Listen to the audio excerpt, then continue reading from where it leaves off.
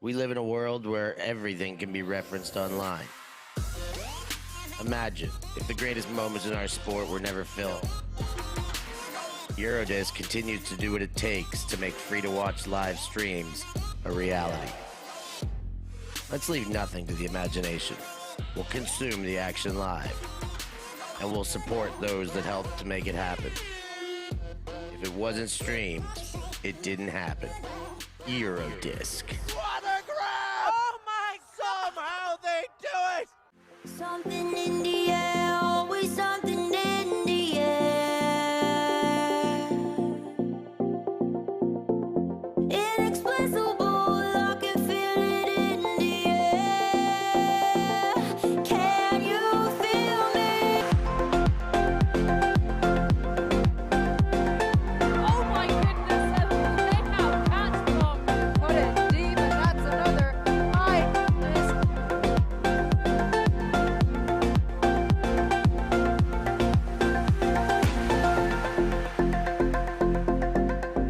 And it's smacked away and picked up off the wobble.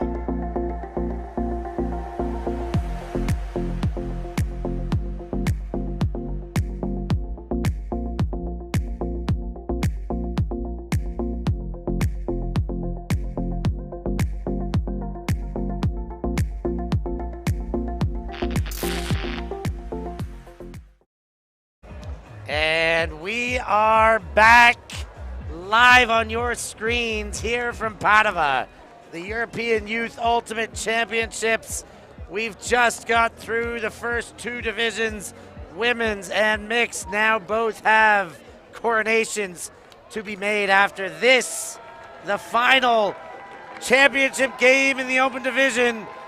The French take on the host nation Italians. I'm Stefan Rapazzo. I'm here with Hannah Pendlebury. And Hannah, what have we got in store with this one? Well, both of the undefeated teams in this championship. Of course, the open division a little bit more flush in terms of teams entered, a 12-strong division, therefore giving us proper bracket play all the way through. Of course, youth athletes, you always have a schedule with plenty of redemption opportunities, but the top two seeds coming in, of course, to the championship, GB and Germany, both knocked out in semi-finals. 15-7 was the scoreline between the Italians and the Brits, and 14-15, a clincher. The Germans having been defeated by a historic French comeback. So with the Italians having more or less torn up the field to these stages, Steph, and really had some really clear defeating wins against their opponents, we're expecting that they might have a little bit of an edge. Some home fans, obviously, this Italian soil. Some people have cancelled their weekend plans elsewhere to get themselves physically here in Padova. But of course, we're so delighted to have plenty of action already in our live chat. Hotly anticipating this game that's been delayed by about 20 minutes or so. A little bit of delay just adds to the anticipation, if you ask me.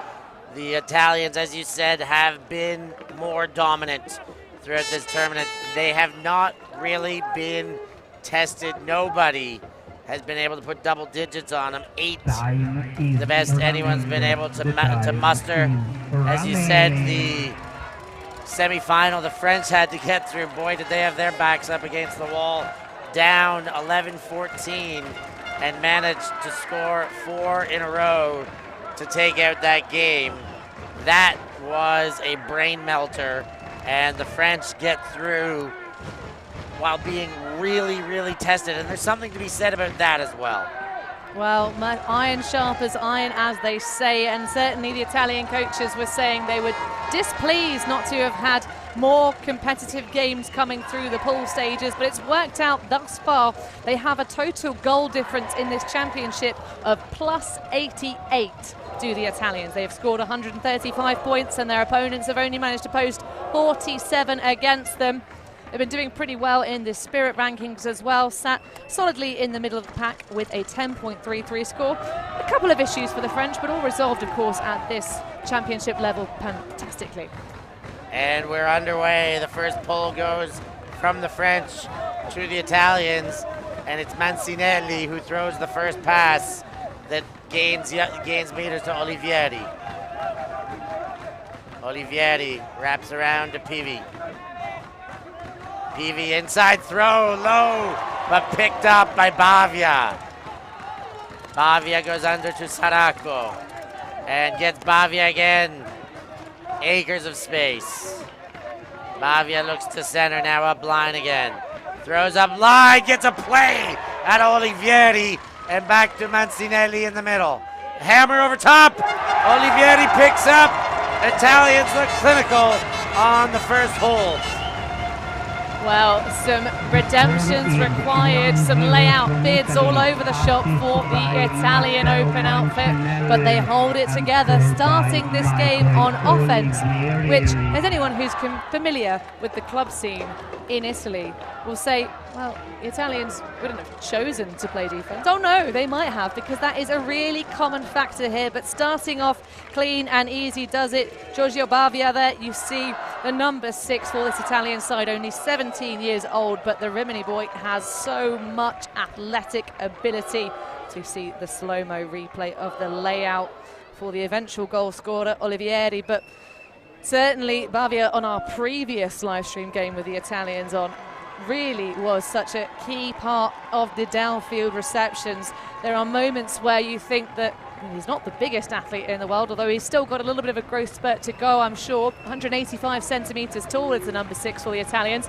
But is there any disc he can't reach? We'll find out in the course of this final. I'd imagine very few based on what we've seen of him. He is a full-grown youth, I'll say. he looks quite like a man if you were just to assess his frame. And he's getting the job done there for the Italians on the first point. Here come the French. Gibert goes to the far sideline. Brichet, one of the key components to this French side. Sideline to sideline, back to Gibert. And now it's Martin. Martin again in the middle. Back to the far sideline. And Stanguenec resets. The crowd settles for a moment. Gibert. And the French going back and forth, looking at this Italian zones. Stanguenec. Une autre fois. Now to the sideline from Martin. Gibert. Martin. And the French settling with chisel passes and small up lines. Now they get something going to Martin. Martin back to the center, Gibert. Lamar. Dessus Delachat.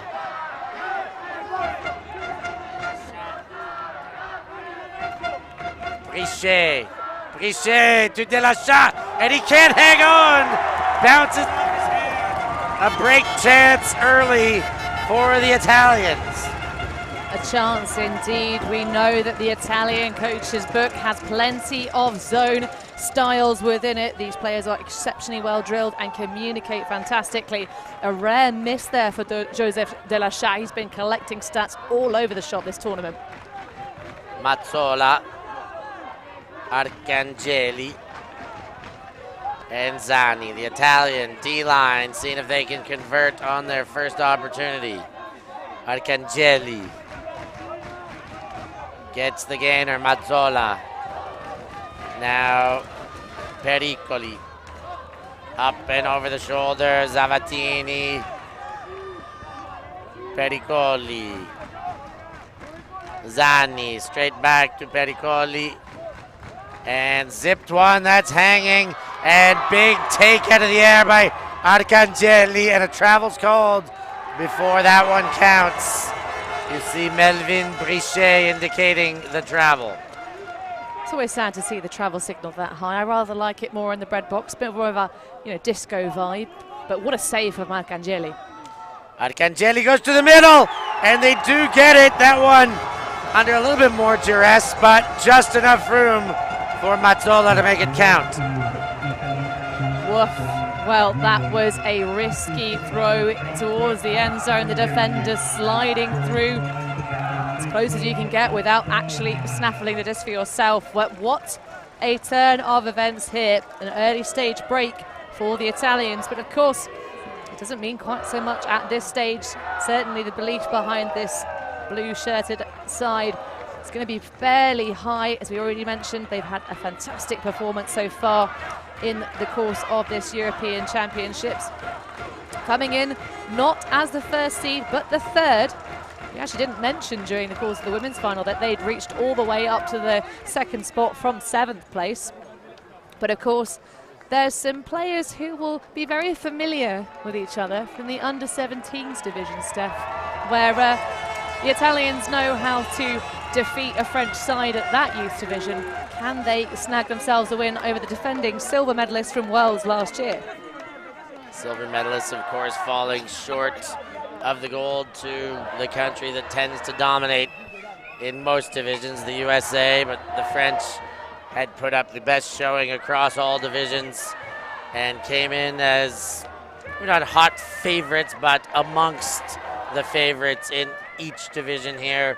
They've got a bronze, they've got a gold. Will they get another gold, or will it be the trifecta of colors? Right now, based on the start, the Italians look like they've got their mind set on that gold just the same. Well, tricolore is a word that usually brings happiness to a French nation, but I'm sure if they have 3 colours at the end of this championship, they might feel a little bit dismayed, but it's still a fantastic performance, a massive effort from the youth development programs coming out of France. The next pole sits up. Martin looked to settle under and wisely lets it fall out of bounds. He's going to bring that one to the brick mark.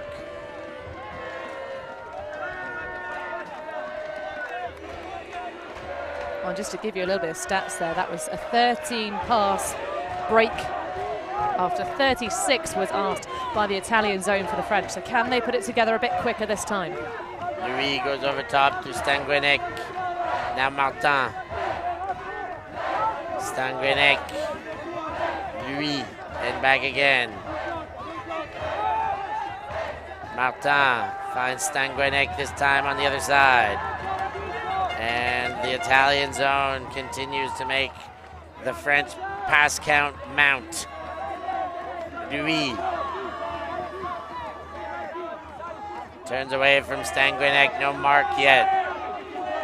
Now the big shot, Brichet looks to be under it. Big take by the big Frenchman. That's Enzo Stanguenec, in fact, who gets up and puts the first point on the board for the French. Stanguenec getting high in the end zone, 184 centimetres. This is the 7th year of playing, coming from Angers back home.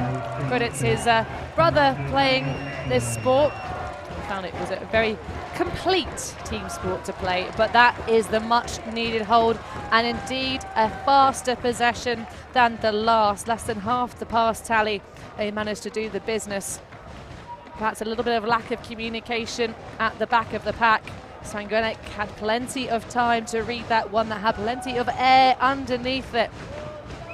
But of course, both of the open and women's sides for the French nation have a lot of very tall athletes.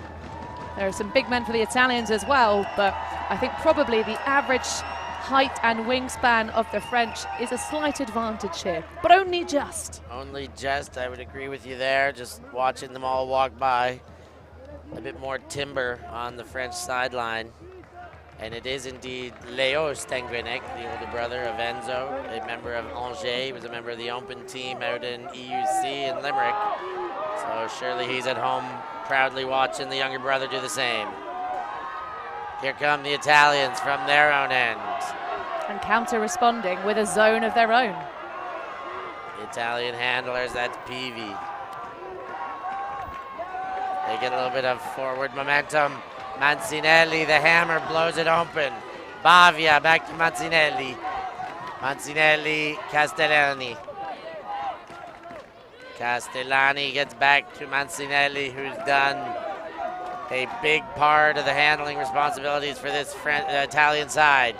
Saracco goes inside, Bavia. Looking to the end zone, almost in the red zone now, most certainly. Not quite in the goal yet, though. Frascaroli looks forward. It's back in the hands of Mancinelli. A bit of a dance around. Peavy gets it again. Pick upfield. Give us a brief moment of pause. But it just shows how tight the coverage is, that even when the mark on the disc falls to the floor, there isn't an option. Peavy looks to the backfield. Castellani shakes, but he goes towards the goal. The next throw backwards to Mancinelli. He engages Peavy in the backfield, then looks back up. Hammer! Bavia makes a play, now whips one to the end zone. This could be anyone's. Take it away! The French defense responds to the floaty pass, and they've got a break opportunity now, Hannah. Giveth and taketh away. Classic conservation of greatness from Bavia. But what a play to keep that hammer alive. Now the French. Oh, sticky hands there. Jacks it. We've got a contest in the other end. The 17 shirt pissed out, but there's a travel called. Don't get too excited yet, French. There is a travel called on the field. It's coming back. Well, much like the fans in the stands celebrating the not quite score yet moment for the Italians. The French sideline streaming onto the field. Get another look at that massive now, but the pressure that both these sides are putting on each other from the early start of this game is fantastic. But Clément Priault unable to keep his footwork well enough to have that one stand. But we caught it on tape, so it counts anyway, right? Beaulieu gets another forwarding pass. This one a little bit behind, but taken strong. Clément Priault goes up and rips that Eurodisc out of the sky. Well, he got denied the assist, so why not race your way into the end zone and get a goal? That one was not a perfect release by anyone's estimations. Certainly had a little loft under it, and that is what made the opportunity for the defender there to swipe through and do everything possible, save making the play. Well, I must say, I like the way this game's starting off here, Hannah. A hold and a break, a hold and a break against. Two very short runs, and this is looking good. How about that goal score? Absolutely. Clément Priault there rising up, but a man with plenty of experience at the elite level. He's been playing for 8 years, of course, coming out of Blois with Mud and Frisgo, but he's played for the nation of France quite a few times at this point in his career. He's played for the under-17s and the under-20s previously, of course, getting that European Championship win way back when, and last season at the World Joint Juniors Ultimate Championships, he was in that game against the USA. So for many of these French athletes, they are used to being in these big game stadium experiences against an opponent that are favoured to snag the win from them. Loving the chat. Hito 2, we're with you. Let's get this algorithm with some more likes. Like and subscribe, people. We have got fire in front of you here. French and Italians locked at 2 after 4 points. This one set to be a cracker. Brichet sends the pull. And the Italians settle to receive. Mancinelli back at work. Goes to the center, to the 30 shirt. Cecchini and back, the hammer over top, Olivieri. Now Vici gets the leading throw near sideline. Olivieri again in the middle. Olivieri gets a gainer, Bavia. Bavia leading throw, too much. Bailouts there by Saracco. Saracco puts one to the end zone, and it's caught. The Italians respond easily. Davoli with the goal. Oh, I don't know if I'd call it easily. I mean, the save from Saracco really did make it look fairly simple business for the Italians, but we know the level of offense they are capable of executing, and they are being pushed to some edges by the French defenders. one of the things we haven't mentioned, Steph, is the heat of the day. These teams are not used to playing at this particular moment. It is 28, 29 degrees Celsius local here, so pretty chill for a Padova summer's day, but barely any wind, about 3 kilometers, even when it gusts through. So the stillest day you've ever seen of a championship final. So those discs that are sitting and hanging in the wind are anyone's fault they're getting. The Italians keeping things relatively low, apart from those hammers over the top, which are generally finding their targets with a little bit of effort. But I like that hold, 10 passes required to do it, and to mention the heat, in about a couple of minutes, because of course these 100-minute game slots, we are going to have heat timeouts at 20 minutes into each half time. So that is an additional timeout to the 2 per half each team has. There could be a maximum of 8 timeouts in the game, and now with these heat timeouts, there could be a maximum of 10 timeouts in this particular game. And if we keep seeing zones come out requiring these big pass tallies, then maybe we might not get to the full 15 points cap. Lamar in the French. De La Chatte now gets one through the middle. And he throws to return to sender. And now Zani with the lefty backhand. He breaks. It's Festa with the goal, and he sends the celebration spike nearly into the stands. Well, Giacomo Festa, the nephew of JJ, of course, Festa himself, one of the 3 of the Italian coaching set out here. Rimini athlete, of course, therefore plays for the Costa Rica Juniors program. This is his first championship at the under-20s level. Of course, under-17's not here, but he's a 17-year-old, and that hand block from Tommaso Zani. Wow, what a look there. De La Chatte couldn't get his throws to work because of those exceptional efforts by Zani. And we do have a timeout on the field. The French want to be able to discuss this and find a way to sort things out as we have another look at that Zani break goal.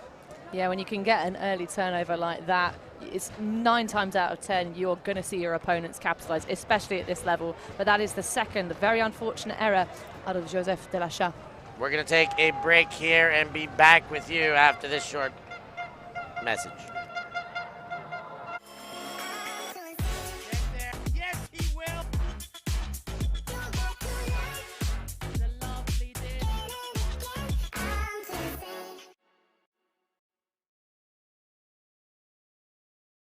We live in a world where everything can be referenced online. Imagine if the greatest moments in our sport were never filmed. Eurodisc continues to do what it takes to make free-to-watch live streams a reality. Let's leave nothing to the imagination. We'll consume the action live, and we'll support those that help to make it happen. If it wasn't streamed, it didn't happen. Eurodisc. Oh my, somehow they do it!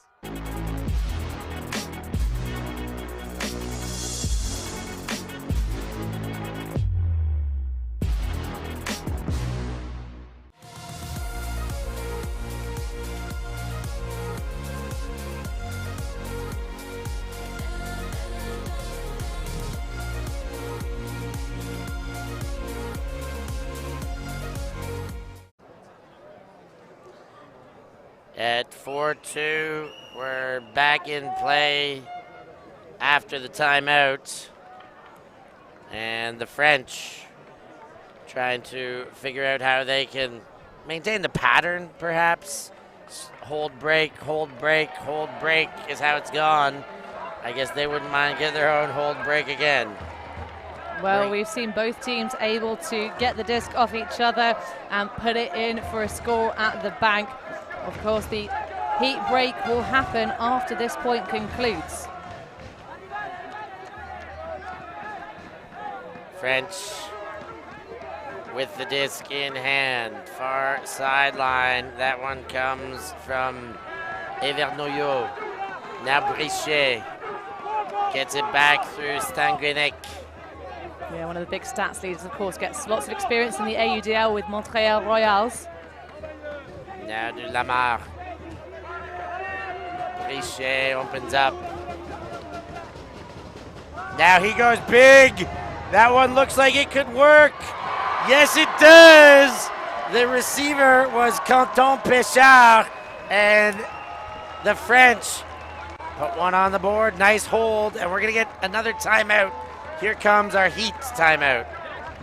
Indeed, well, you got to cool yourself off after watching that absolute beauty of a blade from the paws of Melvin Prichet. Of course, as we already mentioned, mid-play is an AUDL athlete currently over in Montreal, but the Bois boy coming up big in the end zone, Canton Péchard, one of his last rotations, in fact I believe his last possibly, at this under-20s level, 18 years old. Although he's been playing, can you believe it, Steph, for 13 of those 18 years. So when he was 5, so when he recalls picking up his first Frisbee. That is just not fair, but it's wonderful. I love to see it. Second generation players, young players getting involved through whatever channel, education systems, friends, families. Love seeing these young players start young and just thrive by the time they're in their mid to late teens. Well, to talk of Canadian sports, we already mentioned it during this championship, but not this game. You know, sometimes you say to athletes that play winter sports, when was the first time you put on a pair of ice skates or a pair of skis? And plenty, I'm sure, of these athletes not too far from the Alps here will not remember the first time they took on a pair of skis.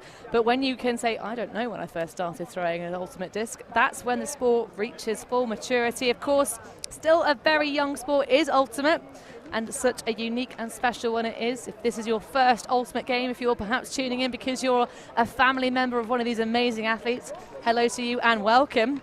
Of course, ultimate completely self-refereed. There are no refs. And all the calls are made and resolved by the players, the athletes out on the field. But yeah, for having played since you were 5 years old, certainly we still get seniors players who have maybe had 2 or 4 careers, those crossover athletes coming from the likes of football, or as you might call it elsewhere, soccer, field hockey, volleyball, korfball, all of these amazing European sports. But the one we love the best of all, being decided here, who will go away with a European crown here at the EYUC.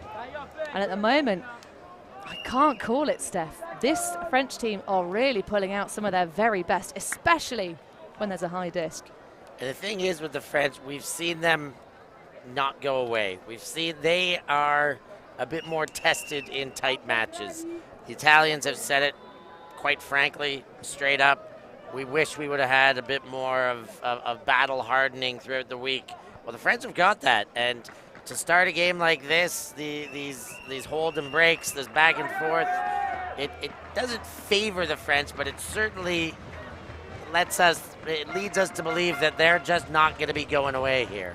Well, it's either do you go for the team that's more well rested, or do you go for the team that knows that they can bring it back? Certainly that semi-final that the French had against Team Germany really required some serious belief. They were 14-11 down and then took it on Universe with a massive reception.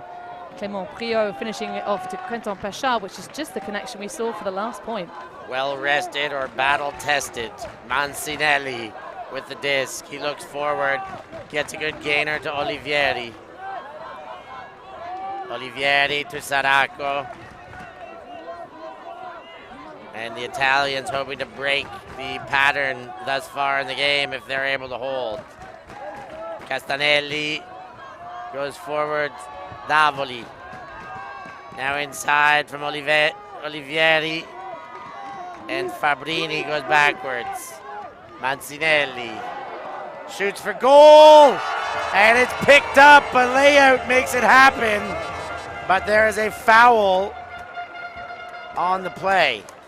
Yeah, Hubert Bouvard is saying that there was a push-off to make that cut off to the break side, saying he just kind of almost clotheslined him. Use that push with the arms to get himself, to push the defence away and also to streak over. So let's get another look at it on our replay. Just at the back of the end zone there, that's where the cut comes from. So on your left-hand side of the Close screen. hustle. Yeah, you can see a little bit of a jump back there. Potential. Certainly, they're going to come and have a look at it. So we have our replay lined up. We've had one look. Let's see what the athletes think. And they're looking now, so we can roll the clip. And here it comes now, the replay to look at. Focus on the left-hand side of the screen. So you can see them there jostling into position. Just the two of them all alone. Great separation from the Italians. Yeah, he sees it, and Castellani agrees that one is going to be counted as a foul, which means it's going to go back to the thrower before the would have been goal. Yeah, weirdly, I don't think that the players really used the VA once during the women's final. Exceptionally well-spirited game between those two, but obviously fantastic spirit as well here. There's nothing wrong with going to the video as long as you do so quickly. Don't have an elongated, hot-headed discussion and then go to the video, because let's be face it, fans, you're never going to agree. Mancinelli goes over the top. Olivieri puts the foot down. Good tight defense and a travel called. Oh, we're saving all the calls for this point, aren't we? Well, all right then. I wonder if we might get time to have another look at it. We are resetting the play quite quickly. Back in the hands of Mancinelli. Now again, same throw. This time, no travel. The same reception. It's Olivieri. And the Italians do indeed break the pattern. They score there and hold to go up by 2. Well, a smaller statued athlete sometimes has the advantage. One-on-one in the end zone when you're on defense is never where you want to be. Michael Olivieri there, just able to break the ankles with his short, sharp cuts on that front end zone line. Mancinelli not really having to be asked for anything too crazy fancy. Just a high release. You can see the foot going there, but it's not really. I mean, if you're on the mark, Steph, in that situation, you know they're going to try and have an isolation play in front of you. If you're on the force, marking the player with the disc, going low like that, going with that foot block, I mean, you can obviously use it if they do really commit to the pivot. But I think holding your force a little bit flat and actually using your arms to protect that higher space is going to be a little bit more useful. But that's just one coach's opinion. I'd love to hear those opinions. It's coming from Hannah Pendlebury, a opinion that is well worth listening to. I can say lots of interesting things about Ultimate. Can I reach that same level with my play? Not always. It's not always monkey see, monkey do. That's the stuff. There's Matteo Mancinelli there, showing his 2 assists on the board already. And the Italians will pull, and the French O-line hoping that they can repeat their last asking and get another hold here. Let's see if the Italians come back to the zone. Lamar to Martin. Martin throws high, quick through the middle, nice bid, but back in the hands of Lamar. Martin. Lamar again. Martin. Lamar. And now far sideline, Gibert. The gainer goes. I think the mark got a piece on that, don't you, Steph? Yeah, I think there was a little bit of a hand block on that because that did not fly the way it was anticipated. And the Italians can break again. Zani to pick up.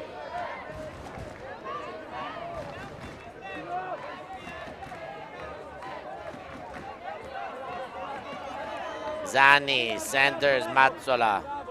Now Laffy comes back to the disc, wearing the same Dominican hat that elder brother and coach Arturo Laffy wears on the field. Zani, back to Laffy. Left hand delivery, Zani! What a pickup! Keeps that possession alive. Now Mazzola back to Laffy. Laffy in the corner, leading throw. Fine finish there. The Italians break. It's 6-3. Well, I was thinking to myself, Steph, Well, that's a two-score difference, but of course the Italians started the game on offense, so maybe it's not quite as meaningful. Maybe the French will not be out of this game until a much bigger score deficit, for sure. They are able to bring it back. We saw them do that in their very last game against a very capable German team, who of course went on to get themselves a bronze medal yesterday at the close of play. But Tommaso Zanni rescuing this Italian side, and look, there's the hockey assist. Is that a low lefty break backhand across the pack? I think you'll find it is, and it makes the job for Alberto Laffi so much easier. Really has plenty of room on the break side to just pop that one in, and the timing and continuation, considering perhaps the light number of true offense points this Italian team has played coming into the course of this championship, there's a really well-connected channel of offense for their D-line. Well-connected channels. The French are going to need to sort out their chill and their calm and their ability to throw around this fast-moving Italian defense and walk it in. They've proven they can do it. Obviously, they've got the 2 holds on the board and even a break to go with it, but the Italians pouring on this pressure. The French got to break the shackles. Well, I'm not overly worried at the moment about the mentality of the French. They've been, as I say, in big finals against very handy opponents before, and their body language on the sidelines in front of us is very good. Love to see it. No quitting these French. Evert Nojo goes to the far side. Beaulieu to Martin and Evert Jonot. Now Brichet opens up the field. Too much. No second chance. The double knockaway there. Solmi and the Italians. Can they break again, Hannah? Well, Solmi making the most of his last under-20s representation for Italy. He's 19 years of age, so he'll be coming for you at the senior level soon, but that was a really lovely read. Again, the French putting up some slightly loose discs, and at this moment, it's the Italians winning those battles. Piercoli to Mazzola, now charging underneath. Bonzagni. Mazzola winds up, rips it deep, that looks good. It counts. Not quite in the goal yet. The Italians got one more throw. Solmi puts it in, and it's 7-3. The French now got to dig deep in their bag of tricks to find answers. Well, Bonzagni reeling in the goal with a lovely bit of momentum carried through, just steps up, pops up, and receives the disc in stride. This Italian team is made largely of Bolognese and Rimini athletes, of course, representing those 2 big clubs, Costa Rica and BFD La Fota. And I'm sure all of the coaches and players watching this live stream will be delighted to see the Neptunes player coming in. Because, of course, I say La Fota, of course, these are the La Fota athletes possibly of the future, some of them anyway, being just 17. Onyasi plays for the Neptunes. A very active chat right now. Put a smile on my face. Glad to see somebody's helped Davide log back on again, and he's able to get into the chats here, and we're loving what you guys are doing. Hope you love what we do. If you do, hit that like button, subscribe, and become a patron. A timeout on the field. We're going to take a short break, and we'll be back after these short words.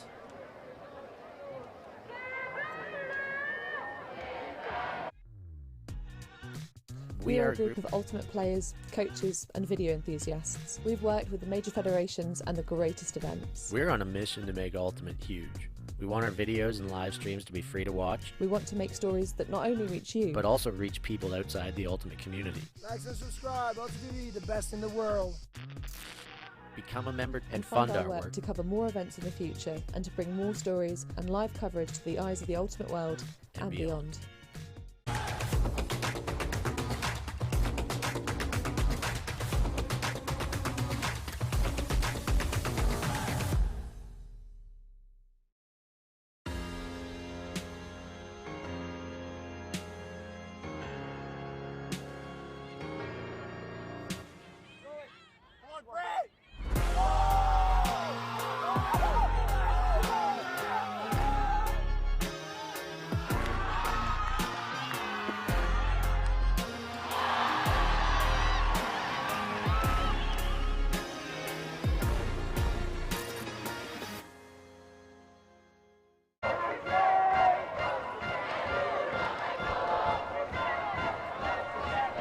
7-3, the big lead for the Italians. They are pressing these French, and the French put the O-line back onto the field after the break, and hopefully some words of wisdom to go with it. Absolutely, and the live chat do remind us, of course, that Neptune is not the only big club coming out in the junior scene. The Alligators as well do have some representation. Donkey Divers from Milan, and there are, I believe, 2 athletes from Carpi, which is why over on the far sidelines you might see a Carpi flag. Meta Carpi. It reminds me, as I said last time, of the gelato making machines Carpigiani. But for now, the French try and find their answers through this Italian machine defense that has been stifling throughout this game. Martin and Brichet exchange short passes. Now Brichet floats one over, good throw to Evel Nojo. Now towards the end zone, but now they go back again. Big throw forward there. Now to the end zone. That one's in. The French make that one look good. Péchard with the goal, and the French pull it to within 3. It's 7-4.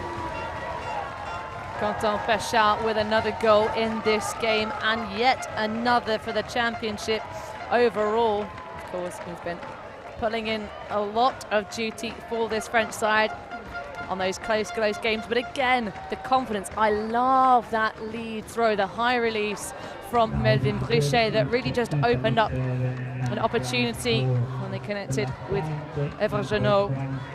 Of course, Péchard amongst the top stats leader. Brichet 49 for the entire championship, 45 of those, of course, assists, a real key distributor. But there's a big pack. Delachat, of course, not having his best game, unfortunately, the number 11 for the French nation. He has been doing damage through the course of this week.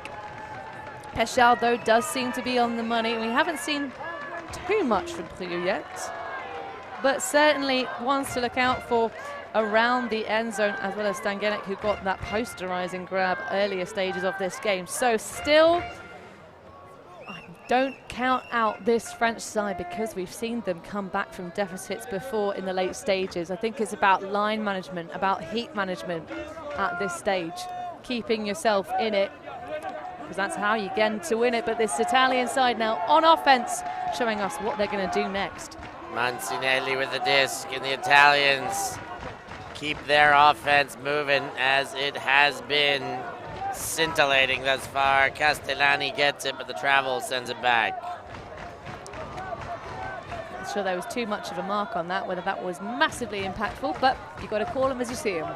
Davoli to Olivieri. Now back to Davoli. Mancinelli hammers to Olivieri. Olivieri back. Castellani. Mancinelli through the middle. And another travel called. Well, both teams are calling plenty on each other, so just goes to show you can really interrupt your offense if your footwork is not correct. Mancinelli to Fabrini, and Olivieri comes under. Olivieri gets one to Saracco. Saracco really moves his mark with those pivots. Now Olivieri with pressure coming from behind. Olivieri goes back to Mancinelli. Mancinelli far sideline, and another travel called. I do actually like that there has been a fair bit of casual pedestrian traveling. It's got to be called, or they're just going to keep extending it and extending it. And you have to call it early as well. Changing the way you make your calls towards the end of a game when you start to close the jaws, not the thing. That one in for goal. The Italians find a way again. Frascaroli with the goal. Italy take half. 8-4 with a double up, Annie. Well, this is very similar scenes, but the opposite shirts on it from the first final of the 3 today. But can France find anything deeper in the second half? Certainly plenty of stoppages for the Italians to play through on that point. Keeping those pivot foots quite well enough, but talk about pedestrian travels. Well, that felt like a relatively pedestrian score, but again, I do want to credit, there was a moment where Yanel Aku left his mark quite well in terms of just coming through to really make the pressure on the thrower. But there are a good couple of seconds where he wasn't applying a force whatsoever, yet there was no opportunity for the downfield options. Everyone is really covering their matchups so fantastically, and certainly if they can keep putting that kind of pressure on consistently, they may get a couple more breaks, because there has been the one for the French. It could have been a bigger deficit if not for that. And at 8-4, it is halftime. We're going to take a look at our Tokai halftime show. We'll start with a little message from our sponsors.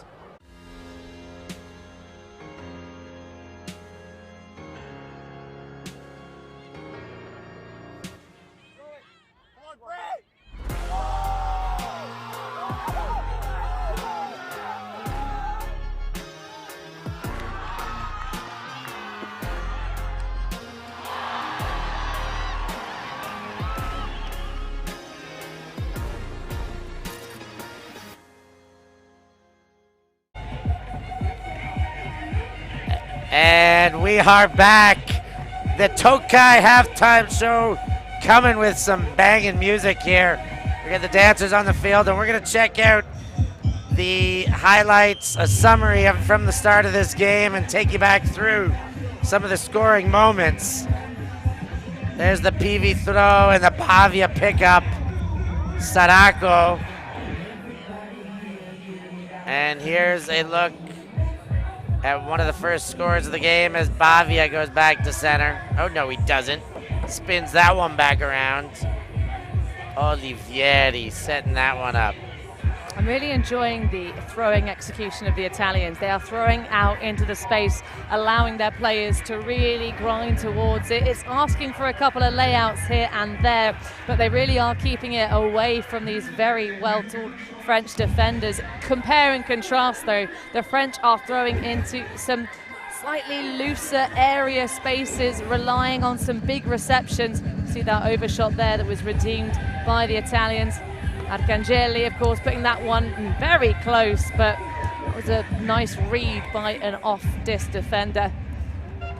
The pressure when we get through the end zone. Of course, I complimented the Italian throws. It has been more about the resets that they are throwing into the space rather than some of those spicier shots upfield. But the French were winning the sky battles in the early stages, Steph, but they seem to have found themselves a little bit on the back foot as the half dragged on, maybe succumbing to the hot sun here in Padova. Yeah, they've been playing into the hands of the defense. The zone defense has prevented the ability to really stretch the field for the French, and as such, they have shortened up their game and not taking full advantage of where they one of the parts of the game they benefit the most, and that being the aerial battles. As you see the highlights in the second part of this first half, you're going to see a lot more Italian highlights as they did a lot of the scoring from 4-3. It got extended to 8-4. That Italian 5-1 run putting big pressure on the French. There's the Zani layout off of the Laffy lefty. And Laffy throwing just like the older brother. Spitting image, really, isn't he? Well, I'm sure he'll have ways to differentiate from his elder brother. Of course, to be fair, a player you probably do want to emulate. He is pretty good. And of course, running the clipboard for this Italian side, one of, is it 3 or 4 Italian coaches? I think there's 4 officially. I thought it was 3, but Marco Barattini included in that coaching group with Pavan, with Festa, and of course with the elder Mr. Laffy, Arturo Laffy. They've got a good combination, geographically speaking, from Bologna, from Rimini, and of course from right here in Padova comes Pavan. And of course they've got some old, some young. They really do have they've done a good job of diversifying their coaching unit to kind of be able to touch on all bases for this team. Well, and to talk about the rest of the Laffi family, Alberto Laffi does say a big shout out to his dad Gianluca, his mum Elena, sisters Marghe and Eleonora, and his brothers Ricardo and of course Arturo. And that's everything from the Tokai halftime show, wrapping up the first half, giving you a nice summary. It's been an interesting first half. It was tight to start, and the Italians are just flexing away towards the midway mark there. Let's see if the French can bring a little bit more in the second half, Hannah. Oh, I hope so, Steph, because we haven't had a universe point finish yet for the finals. We haven't, and we want it, but it's a big ask for the French. We're going to take one short break here and be back with all that second half action for you.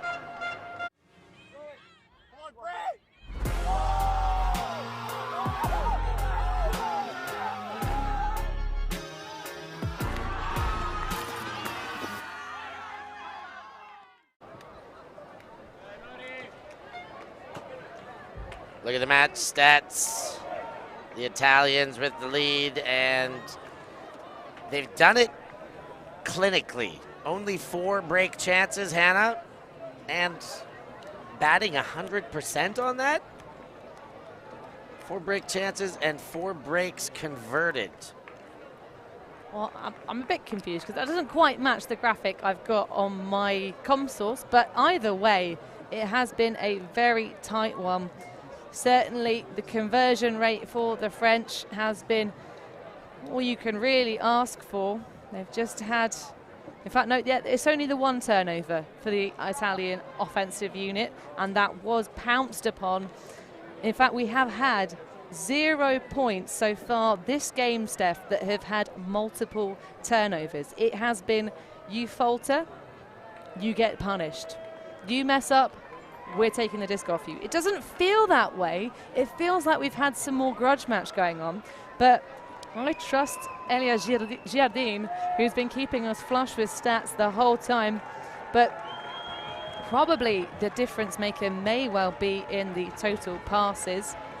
A little bit of a difference. The O-line of the French have passed 96 times, just the 9 for their defense, whereas the Italian O-line, much quicker form, 67 passes, 27 for their D-line. But average passes per turn, of course, very similar. Catching up with the chat here a little bit. You guys are a very entertaining bunch. And I dislike the overconfidence of the chap who said he's gone off to go to the beach now, and also very envious. But I see you still in the chat, Luca Bianchini. Yeah, we see you there. Best player on the field. We'll maybe get to that towards the end of the game. And these UFC cage match imagination battles, we'll leave those to you guys to give your opinions. We've got this game to worry about here, and Martin and the French trying to turn their fortunes. De La Chac comes under. Now de Lamar. Martin. He winds up, it's low, and it goes right into the hands of Frascaroli, the Italian defender. Now Zani to Laffi. Laffi centers to Mazzola. And Mazzola goes backwards. Fogliardi spins around, looks for Mazzola first, but then takes Zani. Now gets the under from Pace. Laffi right back to Pace. And Arcangeli takes the timeout.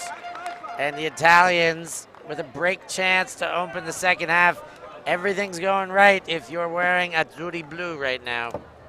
Well, absolutely. It is really a moment. Again, we mentioned coming into this second half, there hasn't been a single recovered point by either team. So taking the time out, having a break to think about what it is you're going to do for this counter-attack is a worthy thing, but that's a costly turnover for the French. Costly turnover for the French. We're going to take a short break here and be back right after this timeout.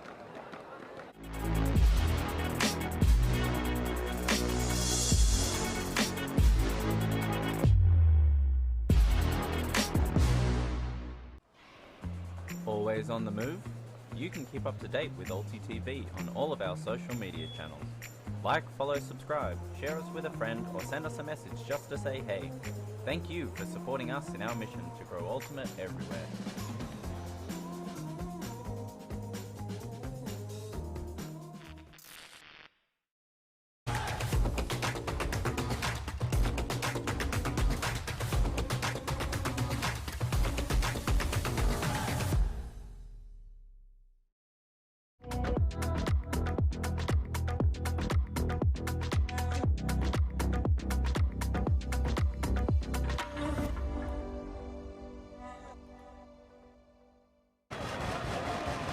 Great to see we've hit 100 likes. That's 1 in 10 of you, though. We can do better still. Keep liking, people. Help us increase our algorithm and everything that comes with that. And you can imagine how much comes with that. Some of you might. But I plead with you nonetheless. Like, subscribe, and become a patron. Like the man in the chat, Giovanni Santucci, asked you to on our ads. Like and subscribe, best in the world. ULTI.TV. Arcangeli with the disc. Waiting for the defense. And a big spread here. Look at this setup, Hanny. An ISO in the middle on Mazzola and a vert stack all the way to the back of the end zone. Arcangeli goes to Zani. Look at the space now for Arcangeli to go upfield. Zani fakes the lefty over top. Fakes everything. Travel called by Melvin Brichet. Zani back in. Goes over top. Floaty. Mazzola handles it. Then in for goal. Arcangeli. The Italians doing everything right. Well, and once again, you turn over, you get punished. Here at the European Youth Ultimate Championships Finals 2023. I really did, though, enjoy that defensive effort from the French. The initial isolation play not able to be connected with because of the positioning of the defender. And then the way Melvin Brichet, before this pass from Zani for the goal, and what a pass it was, cheeky boy. And then, but up until this point, when we saw Melvin Brichet with his player Zani going up line, actually just went and hung out in the lane, really identified where the threat was, trusted the force to just hold its mettle. But again, the Italians punishing the French errors off an errant throw. They need to clean it up, do these French lads, or they're going to see this game escape from them. 9-4, 5 points clear, and every single one of them breaks because, of course, that one break from the French. Because if this all just turned out on serve, it's the Italians going home with the gold medal, Steph. Yeah, so they've got to outbreak their opponents to the French, and that becoming a taller and taller and taller task as the Italians mount the breaks. They now have 5 breaks on the board, as Hannah says. It is exactly what separates the scoreline. And of course, the Italians at the last EYUC in 2019 did indeed win the day, 15-10 in the under-20s division. But some of these athletes, as I say, played for the under-17s, where the result was very different. Richet goes to Beaulieu. Oh, and the gainer gets away from Louis. That throw from Lamar, too much, and offering another chance to this Italian break machine.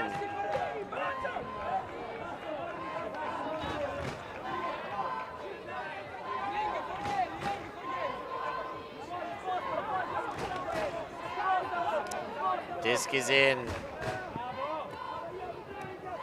Pericoli goes back and forth, gets it on the sideline, deep cuts avail themselves, but he's still looking to the center. Gets an upline cut, but a knockaway! What a takeaway by Priou! Big bid on the sideline, and the French can redeem this possession with one more holding opportunity. Well, they're being very selective with their athletes. We get another look at that massive denial. Trichet picking it back up and getting us in play. Trichet. Left hand gets a strong reception from Lamar. Right back to Trichet, quick to Priou. Great catch up high. Hammer gone cross field. That counts!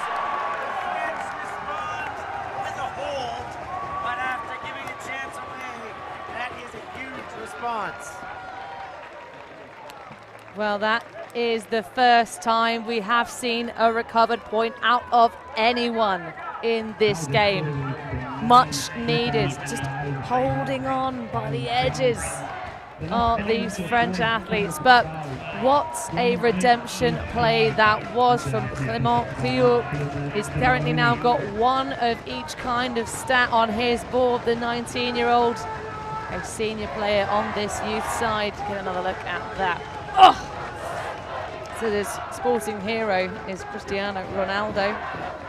But he's of course got plenty of championship winning experience, has Clément Priou. He was part of both of the under-20s and under-17s French champion sides in years gone past. So I already alluded to, of course, last season it was the under-17 division where the French took the medal from in front of the Italians. I say that back, other way around, apologies. But of course, it's not about the previous results, it's all about this championship, this game, where the French are fighting to stay alive. Steph, have you lost the belief yet? Not yet. This is still one way to make a living. 9 to 5. What a way to make that living. A travel called by Beaulieu on Olivieri. I still see a sniff of a chance here, but they've got to find a way to get turned from these possession-hungry Italians. They do not give many chances. And a rare slip. It has to be said, this entire championship, the pitch conditions have been elite level. Sarako to Peavy. Peavy looking upfield, still down to the dump space, goes back to Sarako. Sarako with a mounting stall count, good bid by Beaulieu.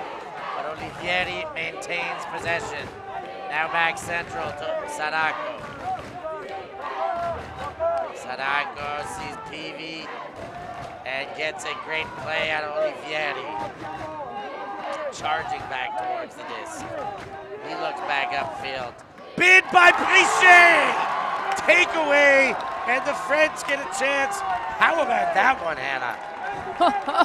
Oh, well, Melvin Trichet is making me feel my feelings over here in the booth, not only just with those massive, expansive layout plays, but also just his general, the way he moves, the choices he takes. Here for it. Now the French with a short field. Trichet gets it again. Trichet shoots for goal!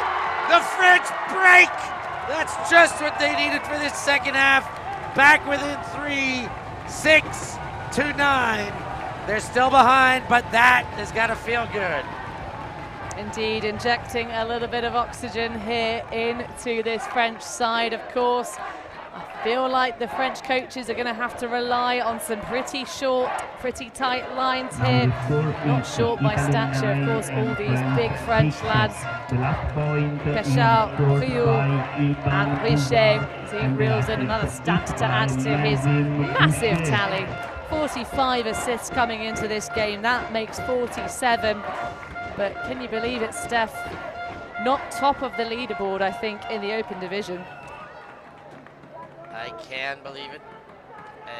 There have been some incredible stat getters all over this division. Trichet amongst them, but there have been so many. The Swedish side, the Swiss side. You've got Abrahamsen, a son of an ex-Skogs player, in fact. At the top of that list, Nino Stauffer doing it for Nasser Mbe Vogel's Swiss side. There's the Israeli Schuster Shiloni. Then comes Richet. We've had a feeling of trying to make a starting 7, a dream 7 that came from this tournament. Not what was expected, but the players that performed. So look out for that. We're going to hope to put them on a pedestal when this one's all said and done. Well, every single score in the second half of that comeback, bar 3 in the semi-finals, was assisted by Melvin Brichet. So he is a player that they're going to have to put lots of weight on the shoulders of, but not currently out on the field. It's the rest of the 7 that are going to have to go for the stretch, and that's a stretch indeed on the far sideline. Sarako making that one work, and then he puts it to Olivieri, and that goes too far. The French get another chance, and I feel some momentum shifting in this Padovani win. Well, I'm sure the fans on the far sideline will do everything they can to push that momentum back in the opposite direction. Certainly more Italian than French fans in our live chat making themselves known. Let us know where you're rooting, who you're rooting for, and where you're viewing from, you Francophone fans.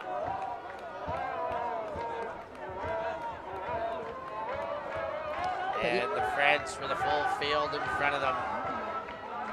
Bouvard takes the long walk back to Peavy, who awaits him on the goal line. Love the spacing, isolation, and sidestep. Bouvard.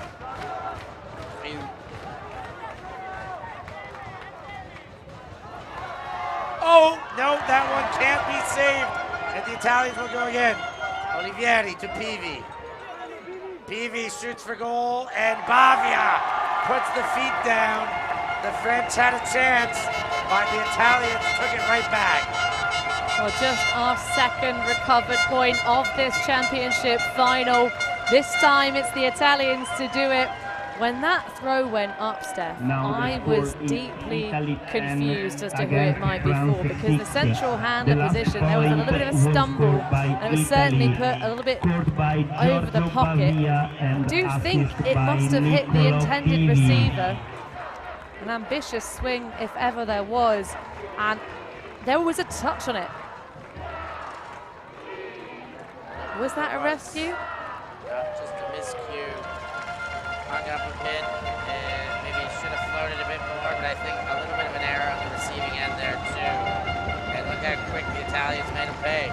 Oh yeah, it's a short field to have to go back, and if you're the Italian offensive unit, you aren't going to be hanging around and waiting for your moment. You're just going to punch your ticket and keep the lead, 10-6.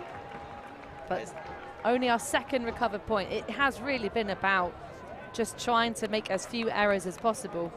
But I saw Ava Bourneau in the chat saying, come on, get something along the lines of, come on guys, don't wait until they get 14 until you start playing, as they did in the semi. And they're no time like the present now. They're giving enough of a cushion. If they're gonna make a game of it, it's gotta start happening soon. A hold right now, crucial for the French. Well, up until this game, the Italians had only been broken 3 times the entire championship, Steph. That is just mind-bogglingly impressive. Louis goes inside to Martin, and now Brichet. Brichet goes back and around. Martin gets another touch through Louis. Martin trying to suss out, throws a wobbler back, and it's hung on to. Stanguinic looks to go up line, instead returns to center. Martin gets the gainer. Brichet now. Hammer for goal. Too much on it, a little too spicy. The layout came from Gibert, but that one just a bit too much. There's been some debate this championship, Steph, as to why throw a backhand when a hammer will do the job. Well, that is why not.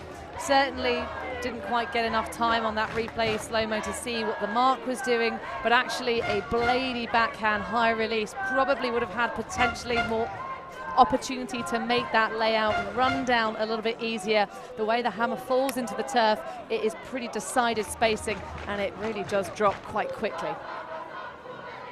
Big bid by Mazzola to take the opening throw, then leading to Arcangeli. Now high and well taken there by Festa. Festa looks back to the inside, there's Zani. Little shoulder bump between him and Pichet, and back to Arcangeli. Zani comes back to the disc again. Zani, left hand, pop over to Mazzola. Wind up, delivery, it's hanging.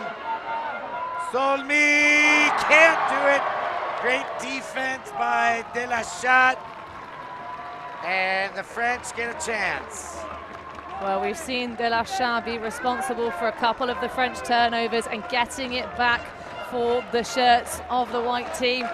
That is a fantastic play on a receiver, much higher in terms of height. Certainly higher in terms of height. What am I doing with my words, folks? But either way, that was a really valiant effort. A bit of a risky shot, not necessarily the needed option, but bringing us back into play with a full stretch to go. Martin with the disc. Goes to De La Chatte, gets two hands on it, he fakes the big. Now waits for something to come up line. Not yet looking central, finally goes back to Martin. He gives and gets. Back to Martin. Look at the tightness of this match defense, Steph. Really shutting down the space around the disc so effectively. And no one able to emerge from the stack with really many yards to gain. Yeah, it is suffocating Italian match D. The French are working very hard out there, and they're getting very small windows there. They're managing to continue with these completions, but they are working so hard for just a few meters at a time. Until now, Brichet goes to Louis. Louis goes back to Brichet. And Brichet scoops over top. De La Chatte! Can't do it, it does go down. He hates to admit it. But pretty sure that it was down. They are going to discuss it. He does know it was down. Waiting for a hand clap. Gets it out of De La Chatte. And it needs to be a checked disc because that has been tacoed to heck. Yeah, we have a taco disc, new one thrown on the field with a bit of force. Sanako's gonna throw that one back over. Not to me, but to the sideline. And the disc goes up, Mazzola on the chase. Mazzola with another goal. And the Italians keep sticking it, 11-6. The Italian fans in the stands getting rambunctious now. Well, the most turnover heavy point of the game so far, of course, because it hasn't been a recovered point and it hasn't been a quick punch in after a mistake. That one had two unfortunate moments for the French. Of course, a timeout on the field being taken by their coaches. But at 11-6, I think there might be too much margin in this one now, Steph, but it ain't over till it's over. It ain't over till it's over. We'll wait for that fat lady to sing. A lot of opera singers around here that could put this one to a close, but until then, we will wait and see if the French can find a way to stop this Italian domination as they continue to put that foot down. It is 11-6. With that timeout, we'll take a short break here and be back with more action towards the end of this game.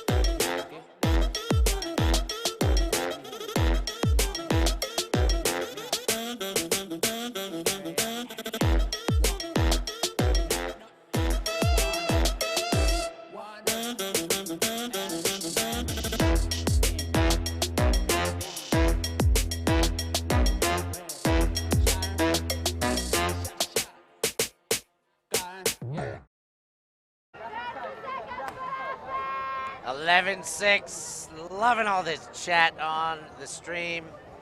Hanny, it's all happening in the chat. The French got to pull their socks up on the field, or is it Italy just dominating here? That's a bit of the part of the chat. Well, the Italians have been, as we already mentioned, cruising their way through this championship with fine fettle. There were 3 breaks obtained against the Italians the entire week long. Devastation across this under-20 open division. 2 of those breaks, of course, did go to the Belgian under-20s team, who we do need to give a shout out to. In the end, they played in the 5th place game, which they were victorious in, I do believe, but they were knocked out, of course, in the early stages of the bracket by the French 5-11, but they were the only team up until that point to have broken the Italians at any point in the pool stages, whereas GB took an additional one in their semi-final loss. So at the moment, it has to be said, the French are doing a fantastic job. They've got 2, so they've equaled the Belgian effort on defense, but they just, this game changed at 5-3 for me. Instead of seeing the waves of breaks, you know, 2, 2, 2 with the passes up until the scores up until that point, but not putting in that break and then conceding 3 on the bounce. That was the moment where the French started to lose their grip. But we've seen them do a bit of magic before, and they have plenty of athleticism and experience. I don't think they're being that bested, but they need to raise their game on defense. We also talked about shortening the lines. Of course, that means using some similar players in more situations, offense, defense. I think we're getting a bit of a show of that now. It is the O-line on the field, but I have a feeling the French lines are going to look pretty similar going in both directions for the rest of this game, as Martin and Beaulieu go back and forth. Martin again with a bit of space. Martin likes Brichet in the middle and takes it. Brichet had a thought of going to Priou in the deep space, but he was well guarded, and Brichet did well to put it away. And look again. Priou with the bid by Laffy, and Priou comes up with a bit of a hot spot on the foot. I think Laffy rolled into him. Laffy very apologetic, of course, no intent there. Yeah. Was it a late bid? I think just not quite the right line, really. You're always going to end up with you going quite so lateral towards the disc. Martin goes back to Beaulieu. Gainer to Brichet. Brichet goes back into the dump space. Martin with the grab. Beaulieu again. Beaulieu puts one up. Brichet with lots of time for that. He opened up a break side space. Big grab up top, but still not in. The French looking for one more, and they get it. L'Itailleur with the assist, and the French make it Slurpee time, everybody. It's 7-11. Grab yourself a cold frozen drink. Well, and if I'm not mistaken, didn't we get informed that the next timeout for the Heat would be after this point? We were indeed informed of as much, so the perfect time to grab yourself a Slurpee or a Granita. Heat break, Slurpee time all at once. We couldn't have scripted this, Hannah. Well, a good way to get the redemption after that big play. Laffy coming in and trying to snatch the disc, but you have to know when your opponent has closed the window, and I think the body language there should have been read a little bit better, but heck, it's a championship final. You're being live streamed to the world, free to watch live and on demand, so all these players can watch this one back. And of course, opponents of the future, scouting, coaches, if you're applying for any of those big teams, of course, one of the ways in which you can become better is to travel to play your ultimate, but many of these are on the Italian side, homegrown athletes, not too many Padovans. We've already said it's largely Bologna and Rimini clubs that have filled out this under-20s open squad. But of course, loads of amazing clubs here in Italy being represented across all three divisions, and certainly that's why we have a pretty packed stand behind this final of all of our three finals. Yeah, as we continue with this second heat timeout, I mean, I've said it once, I'll say it again, this venue, one of the best I've ever seen a championship ultimate final in. It's the perfect size, historical ground. Some of the greatest football legends of the continent have played here, and it's right in this beautiful city. We are in the city center. Of course, we needed the bigger facility on the outskirts to run the tournament, but coming back here, Hannah, it's just a magical little location here. I really can't state it enough how much energy you get from this crowd, and it is just a joy for these young athletes to be able to perform on this stage. And what a performance it has been. The perfect conversions from the D-line have been really impressive. It's been 50% for the Italians, sorry, 71%, looking for the recovered points, of course. Apologies. 71%, 5 for 7 on perfect conversions for the Italians, and 2 for 3. 71 and 66% execution of denial on defense.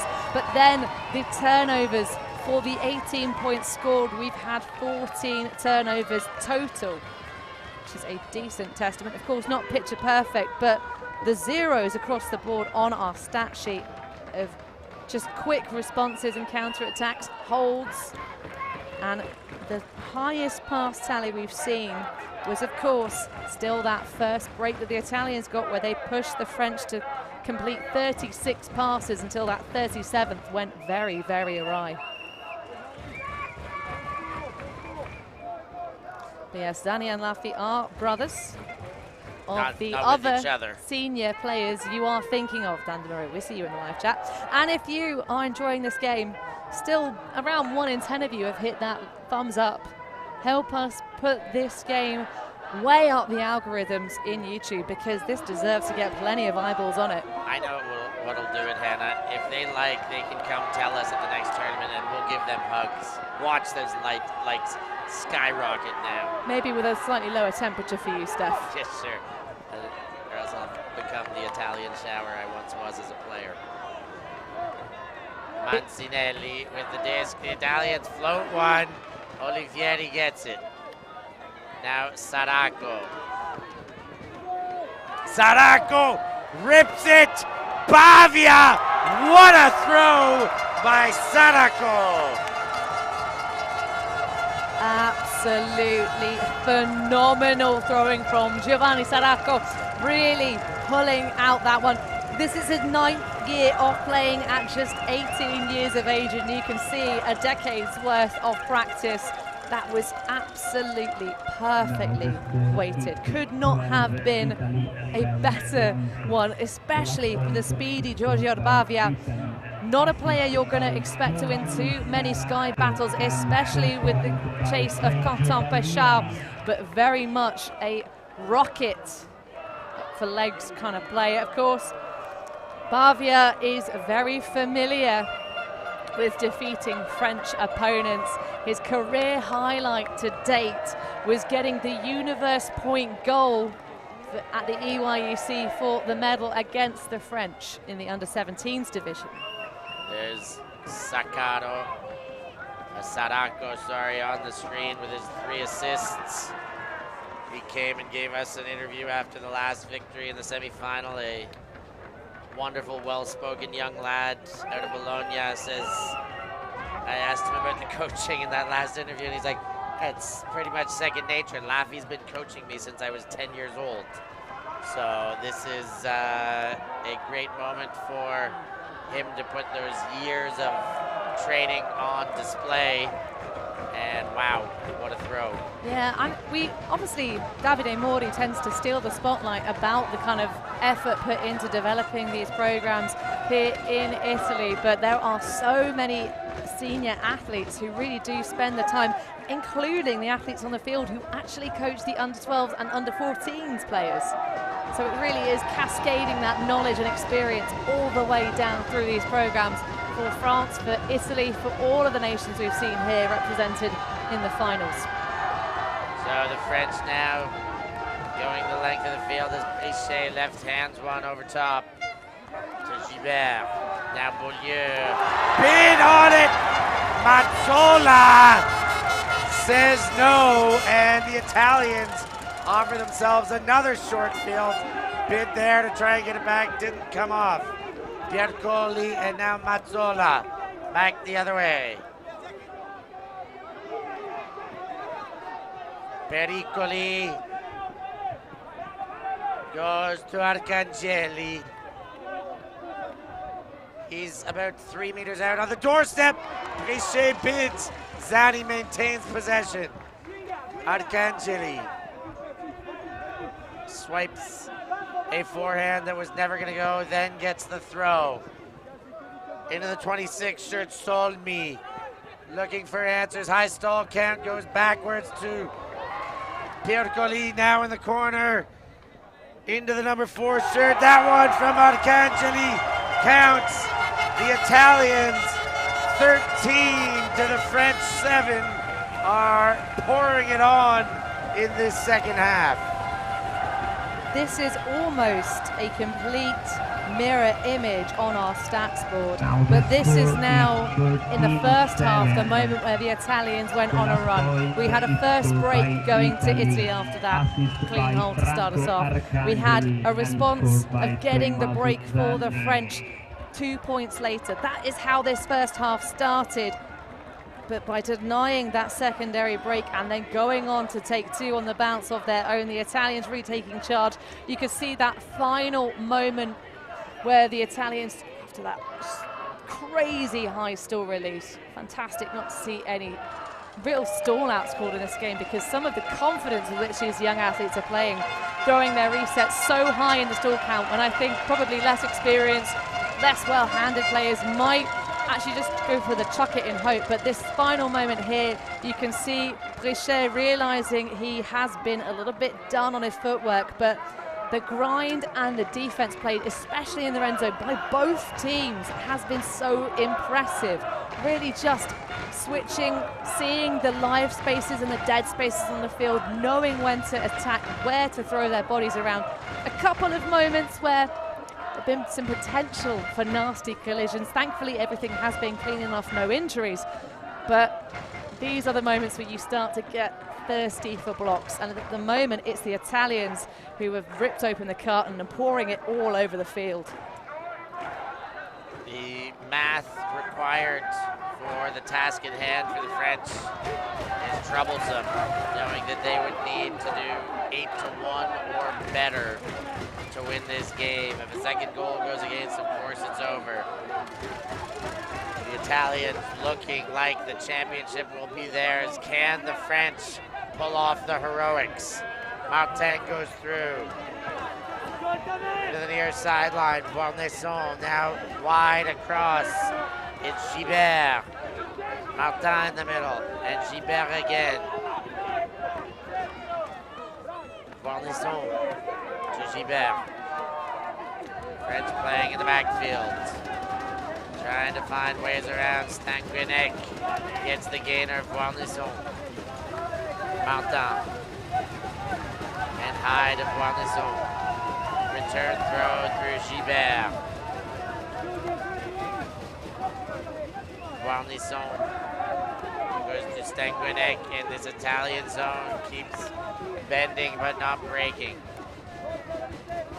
Martin to Gibert. Martin to Delachat. He finds a nice bit of space, gives and gets. Ooh, the finishing shot could have been there, but didn't go to Stanguinek. Gibert finds Stanguinek, and that one's good. 8-13, some more work to do, but why not start with a hold like that?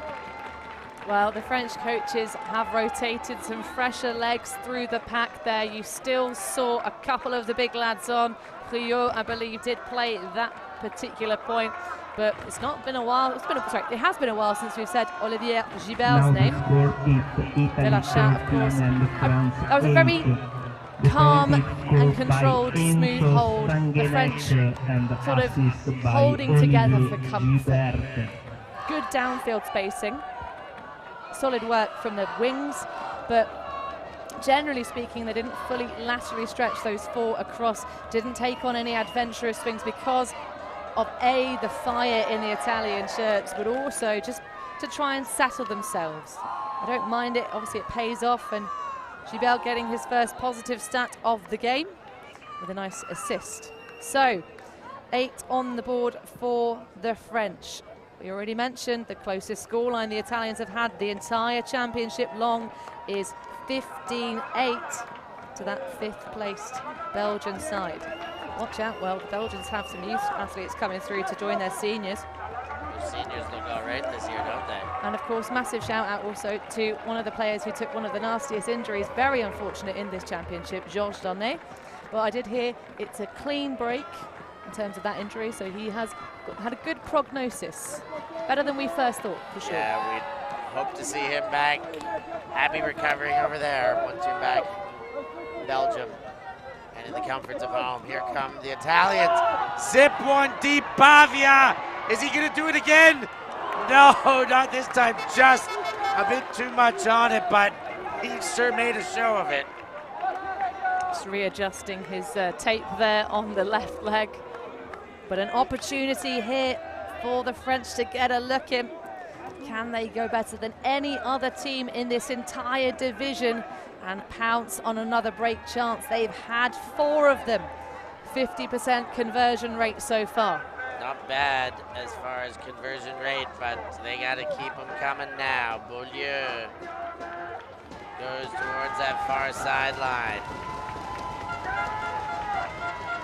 And he gets it back.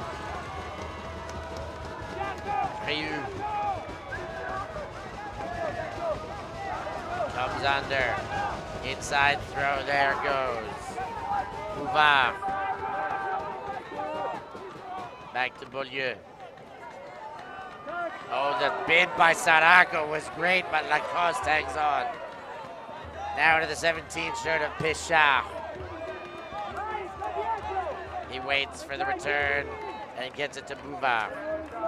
Beaulieu in a good place there. Beaulieu chucks the hammer, and Pichard is there. Pichard puts it. Priot in the deep space. Takes it away. That's a break, Hannah, and that's more goals than anybody's put on Italy. Is that going to be enough?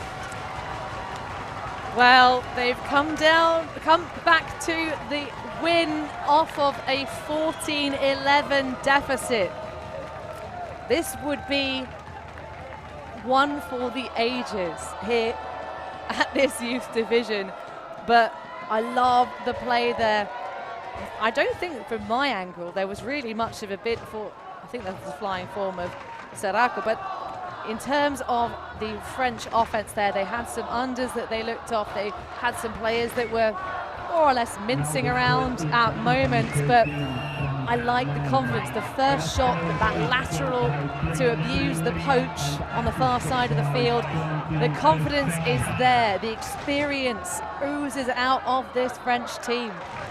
And I think if we're going to have anybody come back from this kind of deficit, it could be the French, but you really have to respect the Italians. Broken 3 times the entire championship in the lead up to this final. They have been so good. But here comes the mental challenge. You've shown us you can play phenomenal offense and defense, Team Italy. Can you just hold your nerve, or are the French going to come back at you? Here comes Sarako. If we do that math, we said 8-1 2 points ago. 6-1's a little bit better math when you think about it. Olivieri Goes to Saracco, and a travel call or a push-off call. Right back to Olivieri. They want to get going.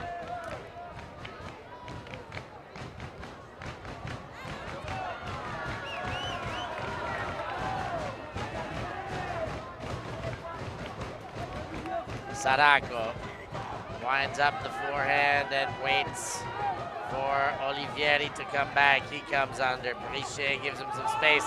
Now a big high floater, but it's going to float out of bounds. And the French get another chance. Oh, Dooley, Hannah, could this be the run of momentum they need?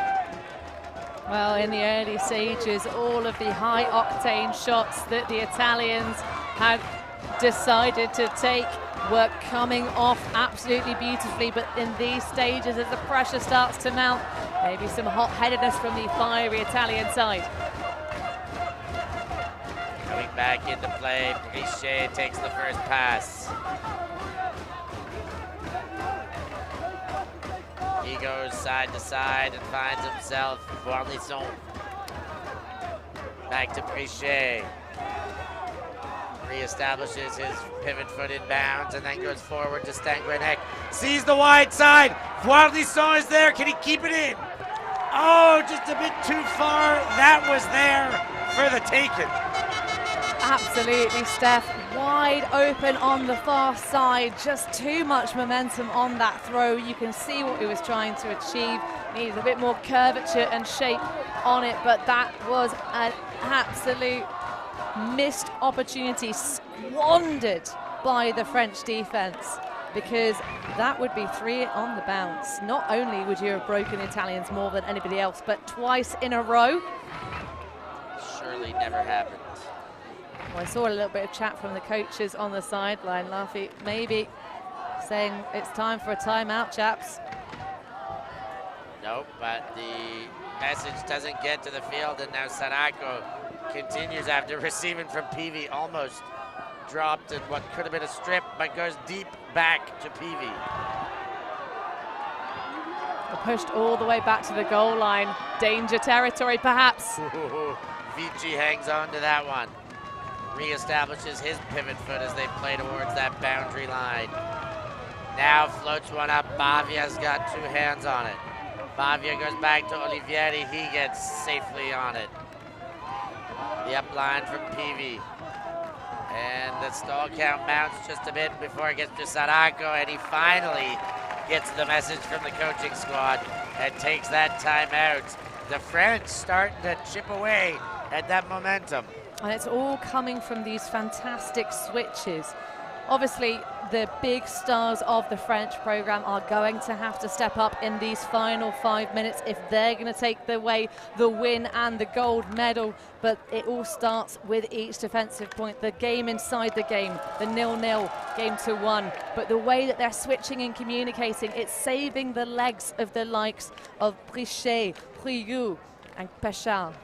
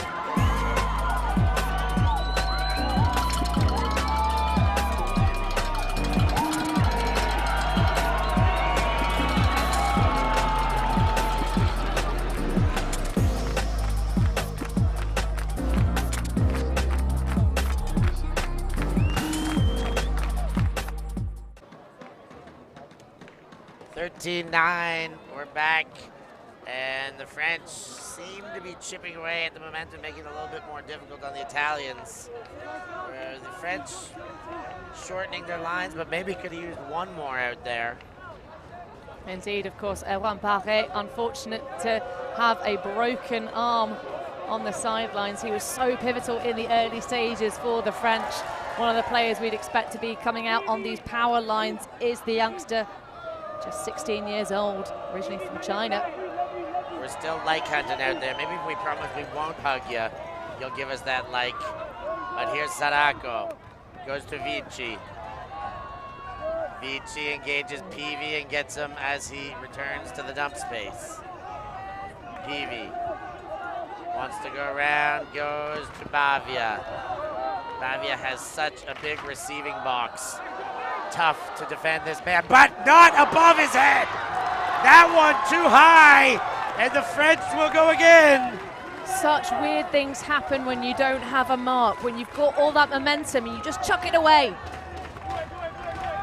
Could this possibly be happening? Is this the start of something?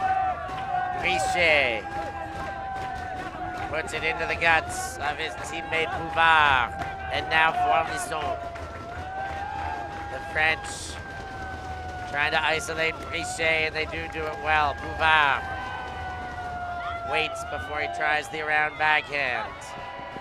Now Stanguinek, and a lot of these same names we're hearing now. Return throw to Bouvard. Oh, and he tries to turn himself inside out for that forehand that doesn't get away. Back on his feet though, and it does go through Stanguinek, and now Richet shoots for goal, way too far. Didn't have the right communication. Italy will go again. Didn't have the throw perfect and also had 0% receivers in that space regardless. Just getting too frustrated, too hot-headed. Richet, of course, we already mentioned, was involved in so many of those second half scores for the semi-final when they had the huge comeback against the Germans. But I do still think there's possibly more turnovers to be found in this point.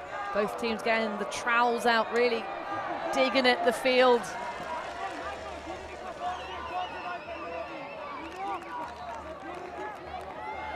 And the first throw goes to Sarako. His last bomb was a beauty. Will he give us another? Well, neither team are providing any real deep opportunities. Oh, what a play by Peavy to go over Stanguinek, who's not happy with himself, but should be. That was an exceptional play to get him beat. Olivieri shoots. Bavia won't catch up to that one. And a multi-turn point late in this game. Nerves are high. Honestly, I think probably you just need to give each team just need to start from the goal line that they're defending to go all the full stretch. Again, when Sarako had that amazing upline momentum we saw before he threw that strange pass regardless. Great sky from Peavy for sure, but there was absolutely no activity downfield and both teams starting to play a little inside themselves. I think you've just got to go for it in these stages. The Italians have a handful of match points to burn if they need it. What's it going to be coming out of the French? Oh, it's going to be a first throw turn. That one way too far from Bavard. And the Italians now with a short field. I'm going to put my nose out there, Steph. Game to 15. This is going in. That time has expired is what Hannah's telling us in that one as well. So after this point, +1. Is Hannah right, everybody? I'm trying to commentators curse it so we get a closer game. That's what I'll go with. No, I really like the Italians in the short space. The leg work that the French have been required to do. You saw it in the last point that the Italians scored. Melvin Prichet eventually running out of gas and having to come have a rest on the sideline. And right now, there's an elongated discussion, perhaps about kind of who was walking to pick the disc up, the fact that you can't change that person if there are only the one moving towards the disc at minimum walking pace. I think it was precisely that. Olivieri returns and he picks up. Olivieri goes around and gets Peavy. PV gets open side. The help defense comes. There was contact. Yep, off the disc player. Le Tailleur, you've got it. Find your moment of opportunity. Realizes a little bit late and just comes in too aggressive. Great movement of the shoulders to close up the area around the disc from Michael Olivieri.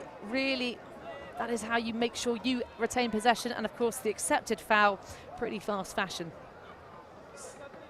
So it's going to be back in the hands of Olivieri. They're going to have to cover some ground here. Quick are the French to defend even just this first throw. Mancinelli open for a second, but they don't get to him right away. The defense able to apply, but the next throw goes, and the Italians bring themselves to within one. As time expires, it's 14-9. The task for the French, 6-0 now, or it's an Italian championship. Well, discussing with our wonderful stats keeper, Elia Girardin, ahead of this match.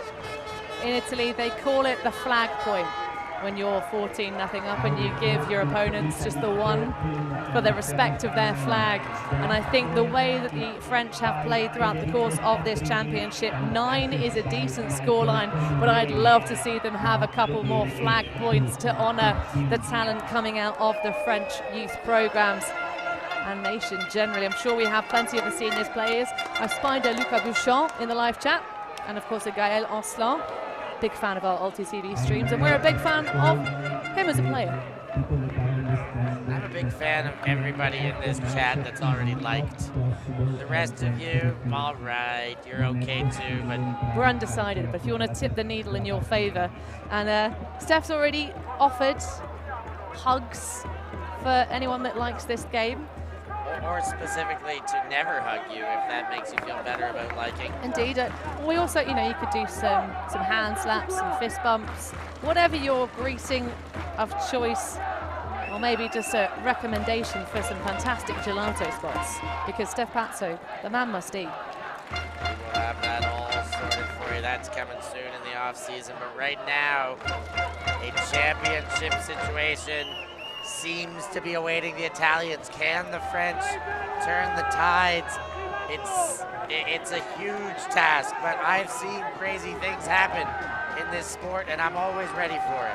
Well, I think the Italians would love to end on a break, of course, but I do think they have the muscle to do it. We've got some fresh legs coming out on the field and all.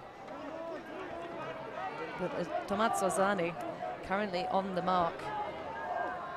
That one goes up, big throw there, lots of meters gained. The French go for more. Not yet. Priou goes backwards to Brichet. Beaulieu again in a good place. And now Martin. The throw for goal gets swatted away. And now the Italians really getting rambunctious on these sidelines and as well in the stands. This could be championship point. Why? Why make that throw? You don't need to. It's not high in the stall count, but the pressure on these French athletes cannot be understated. Zani goes to Pericoli, and that one too far. Mazzola bailing things out with another layout save for possession. It's legit. Arcangeli. Mazzola has had an incredible game, and he continues to pour it on. Monzagni to Zani. Zani. Arcangeli. This one late for goal. Out a layout. Festa gets the job done. Hats and shirts are flying. The Italians have done it. Champions of Europe in the youth division. Oh my goodness gracious me, Giacomo Festa, the nephew of one of the coaches, if that is who indeed scored that, popping up from the dirt. No, it's not Festa, it's Pericoli. Well, Alessandro, we can only apologise for getting that one wrong. Seeing, of course, these amazing Italian kits that have rarely let us down the entire stretch. What a performance, though. Nicolo Mazzola redeeming that last disc after this strange decision. What happens when the mark falls over and you don't feel like you've got any pressure on you? A huge play as well on the defense from Francesco Solmi. That is the third block of this game for the number 26 in that Beach Vibes hat. But it seems appropriate to me. We have this connection flowing towards the break side.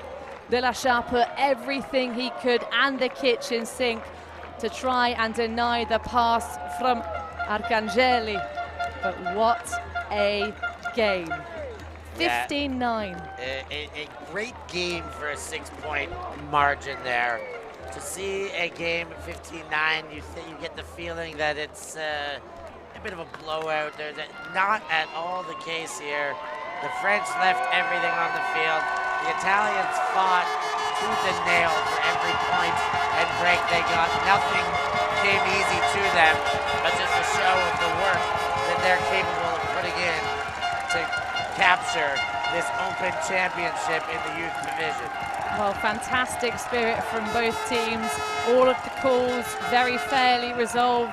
Decent levels of body contact for, of course, a big game situation, and a massive credit to the French. Yes, indeed, we found out which is better, the well-rested or the well-tested. The well-rested ascend at the moment here, but really looking back at our stat sheet, it just was all about the push forward at the end of the first half, like so many games for the Italian program coming through here at EYUC.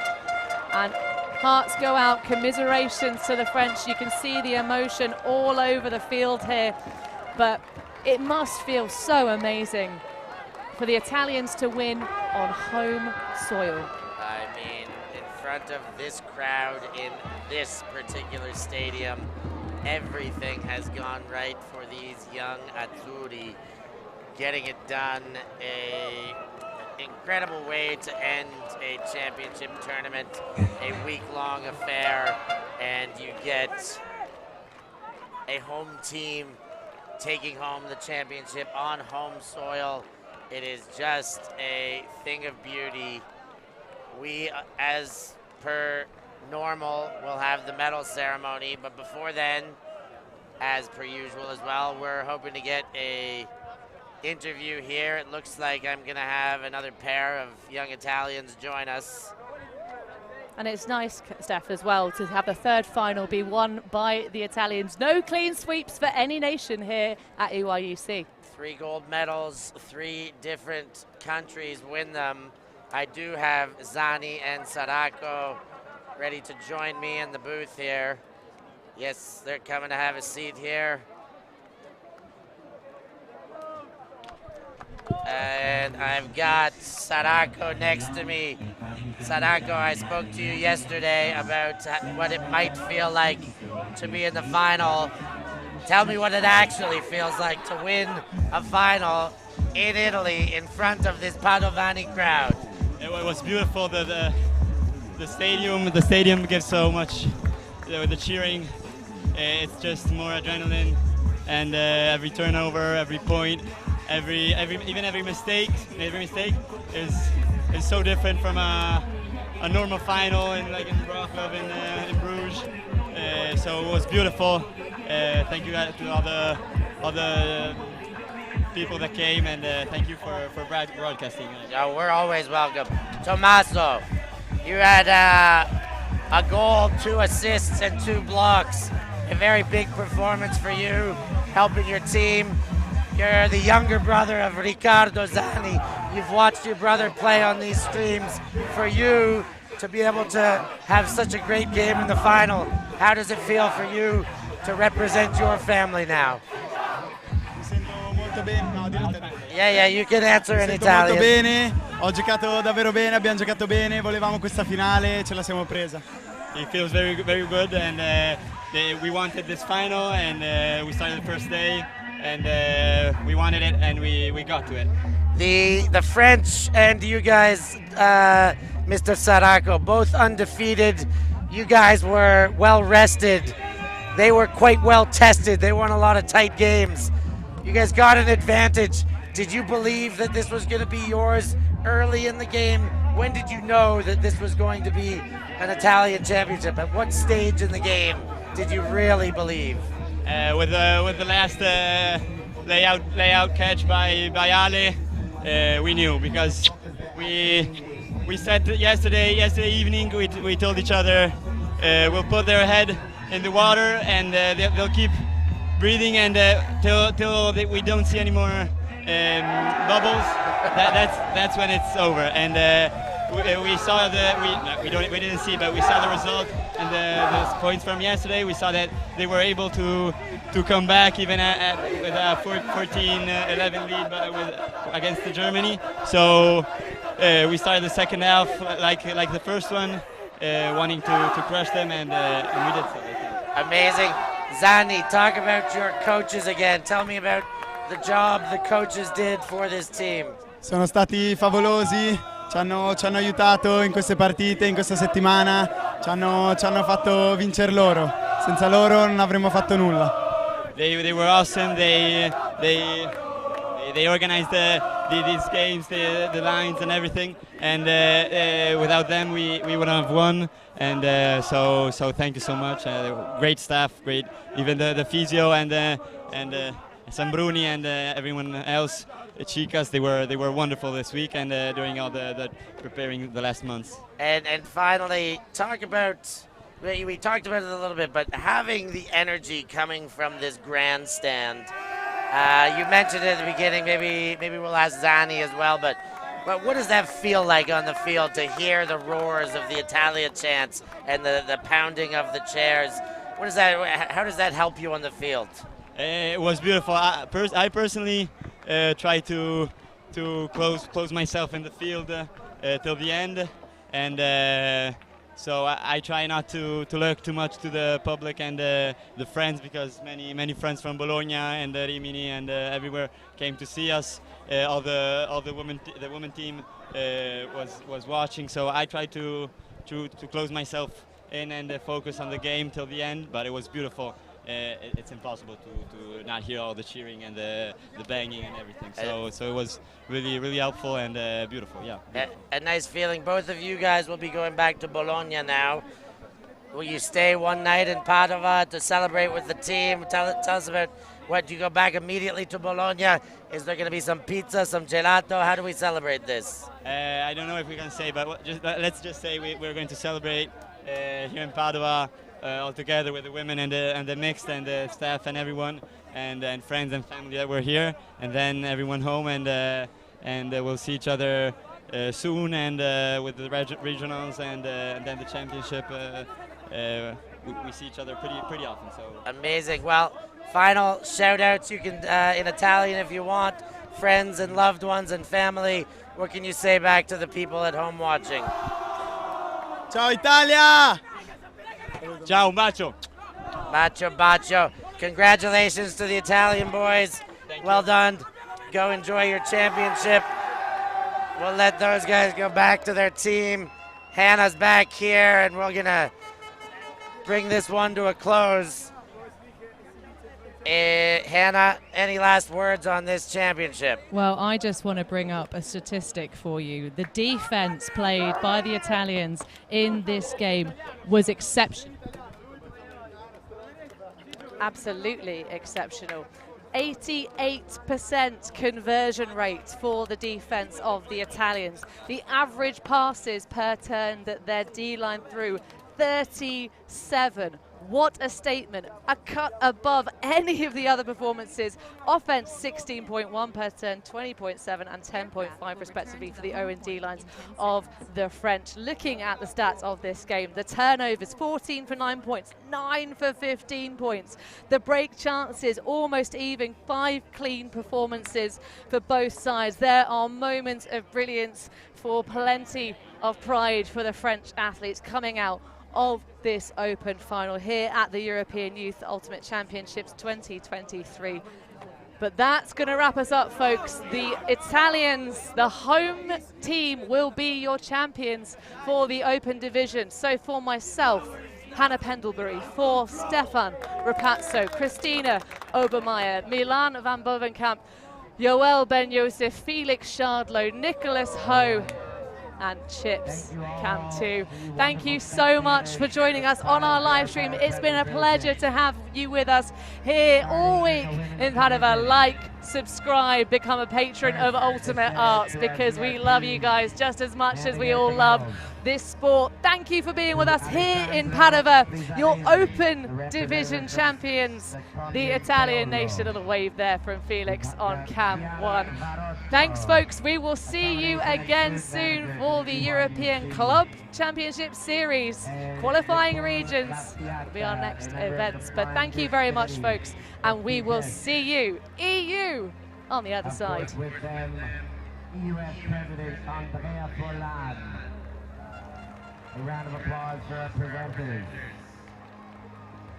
as we bring out the bronze medalists in the women's division, the Czech Republic.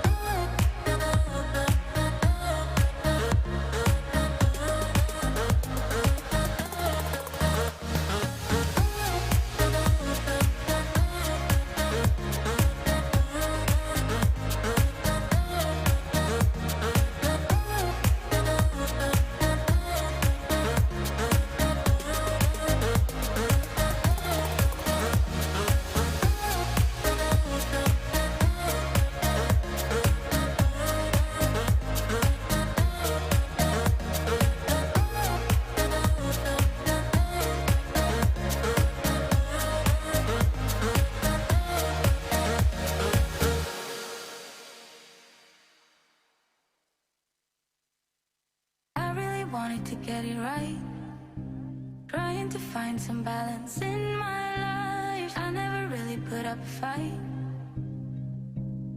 and now I'm losing sleep. What if I lost touch? What if I'll never get it right? I try to follow my heart, but I lost it somehow. Wish that someone could say it'll all be okay. Just listen to me as I say. Listen to me as I slow it down.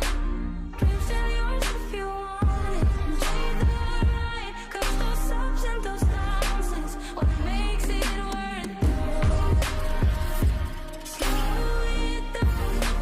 Dreams are yours if you want it. Thank you. Thanks. Merci beaucoup. Yeah, Ultimate.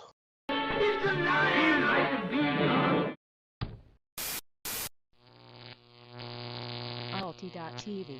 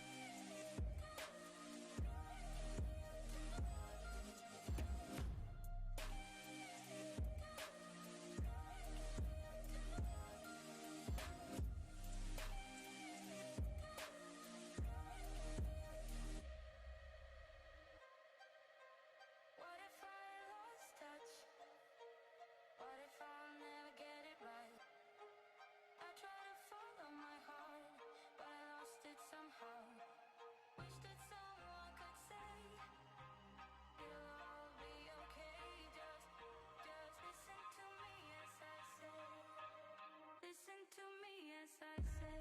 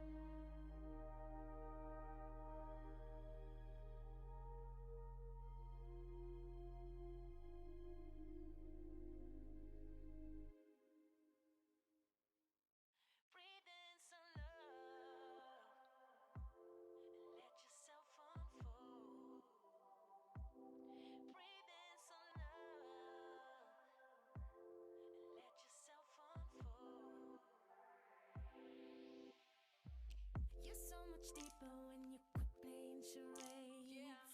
You act so cool, but underneath you seem afraid. There's something sweet about your eyes when you feel safe. But you keep running away. Owe it to yourself to dare. Just try to open up and show someone you care. You might not be intentional,